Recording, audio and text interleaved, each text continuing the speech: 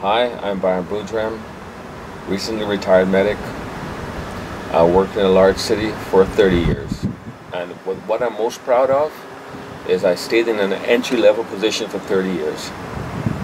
Brian, Yes. what got you involved in this job? As you know, this job is very unique. Well, I'll be honest with you, I grew up in London, England. I was a foreign currency broker. Came to Canada and realized I couldn't live in England anymore because it's so claustrophobic, so poor. So then I went to Manpower at the time, and they said, we have nothing for you, but we need nurses. So I said, okay, I could do that. So I went to UFT, did nursing. Realized and 2 years of doing the program, realized, you know, just the title nurse, I felt I had to breastfeed something. So I finished it anyway, working at St. Mike's, came downstairs, saw the ambulance on my break, and I said, well, what do you guys do? And after they explained, I said, I could do that. So here I am. So that's so much thought I put in the career.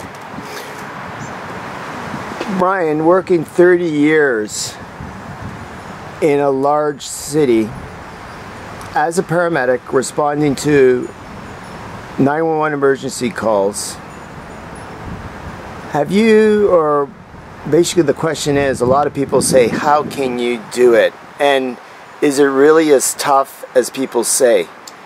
It is tough. It is very tough. It is very dangerous. It is probably one of the most dangerous jobs in the public service, because you are going into environments that you have no control over.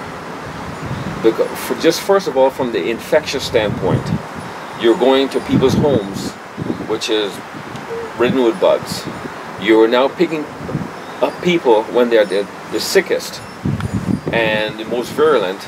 Then you bring them into the ambulance, which is a tiny little box, and you're with them in this little box for the duration of the transport. Then you take them to a hospital, where the fourth leading cause of death in North America is hospital-borne infections. And in the meantime, you're actually going from sitting to standing to action.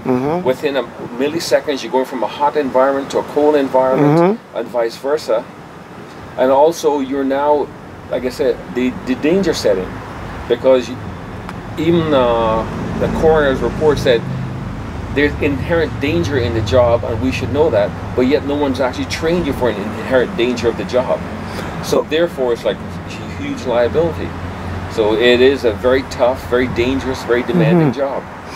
Now, you're saying that it's very tough. Would you say it's extremely tough on the body, and are we prepared, or are paramedics prepared for that? It's tough on the body, it's tough on the mind. It's like, for someone like myself, I was lucky enough to not be injured because my body was strong when I came on. But in order to develop strength, you have to have a lifetime of running, jumping, of climbing, and so all your ligaments, your tendons, your muscles, everything is strong, everything is dense. So now you have the good foundation when you come on. You just can't go to the gym, lift for 3 times a week, and expect to survive this job. You basically have to have a foundation of physical strength to actually survive it. You talk about survive this job. In regards to calls, what would you say is very, or what percentage of calls are difficult to handle emotionally, or have you had any of those calls? Or no, you have them all the time. You will see them, because in every call you do, there's an aspect that will mirror your life. So you'll see children, you have children. You will see the elderly, you have elderly in your family. So there's always that connection. And the thing is, they're asking you to, rather than sympathy, to empathy. So now you have to put yourself in that person's position. So that's also an added stress on your emotional well-being. What really stands out in over the 30 years, or do you have any calls that do? Any call that you learn something, or that you've helped someone, so like a coworker, it will stand out. So for instance, So it's a call where I learned something. It's myself and my partner went to pick up this old Japanese lady. We're taking her to a nursing home, and so she couldn't communicate with us, and we couldn't communicate with her. But I remember watching John Belushi on Saturday Night Live doing his whole samurai routine, and so I started with, and so, you know, she just looked at us in bewilderment, but she seemed to understand what we were saying. This went on for about 3 minutes, and then we looked over and we saw the family. Then they looked at us saying, "What are you doing?" I said, "Oh, we're speaking Japanese." I said, "Well, no, you're not. You're just speaking gibberish." And like, it was a shock to me that we weren't speaking Japanese. So that car, you know, I learned something. All right. Or another call, it's like I was working with this girl, and as you know, there are certain people, it's like certain girls, if they're pretty and they know they're pretty, they never develop a personality. So this particular girl I was working with, she's like, she wasn't that attractive, but yet she's pretending to be a pretty girl.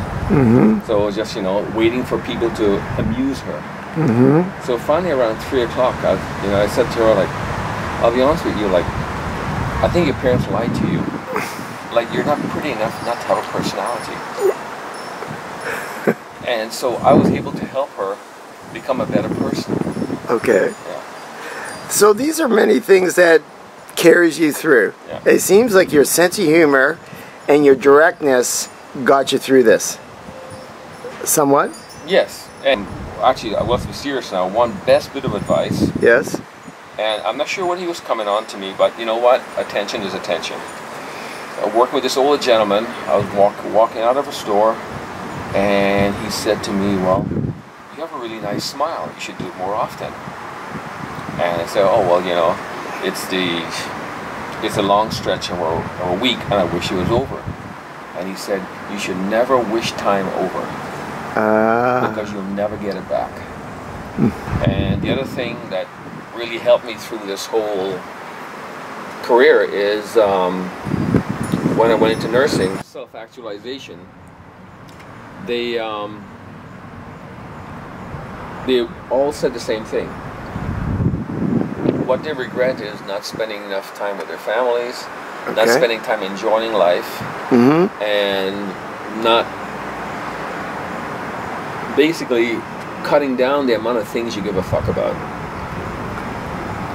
So, so for myself, I said, okay, I will learn from what you did. So basically, I found a job which gave me great time off.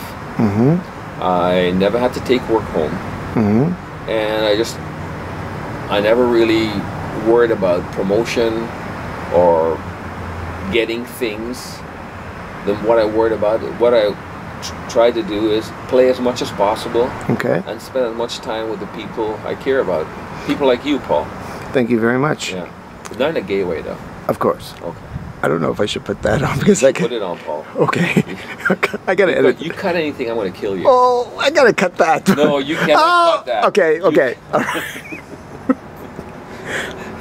Now let's look at your. You know, they say that your partner is really the second marriage at work. It is, and unfortunately, not many of us. It's like in life, we'll see this amazing girl at the bar, and we say that is the girl. So we never even take a chance to get to know her, and we'll basically just. And once we start this track, this lifetime. It's same with a partner. It's like they put you two together like an arranged marriage, and you somehow have to make it work. It's a give and take, and as long as partnerships work, as long as you accept the role. And within any partnership, there has to be a dominant and a submissive. And so you look at many partnerships that lasted, there's a dominant and a submissive, and they each accepted their role. That's a very interesting point, because this job is very power oriented per se, as who's going to take the lead in the call. Like you and I work together. Yes. Who would you say is the dominant and who would you say is the submissive? Well, I think we worked that role very well. I looked upon you for your experience, your calmness, and your steadiness. So I certainly looked upon that, and that gave me time to take on that dominant role when you wanted me to take the lead.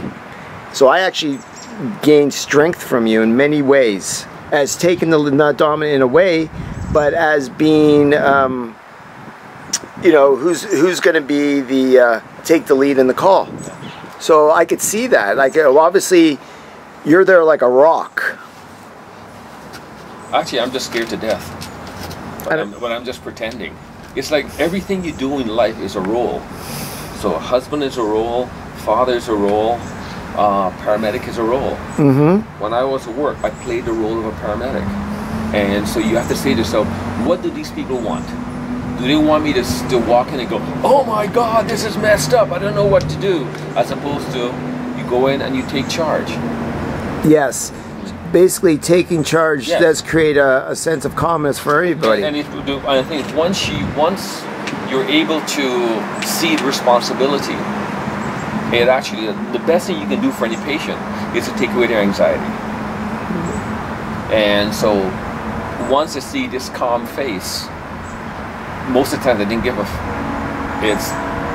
they were able to, it was actually able to help them.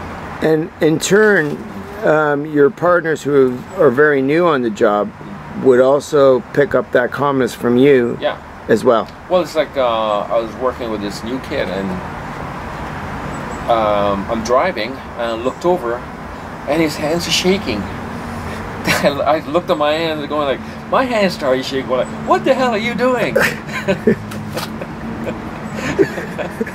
So like I was starting to feed off his panic. Yeah. But actually, the job now still has a profound impact on me, because when I hear a certain ring, it's a Pavlovian response. You actually will go. Your adrenaline starts to release. You get that whole fight or flight response, and it just like boom wakes you, so you can go from a deep sleep to like vertical and in action. No.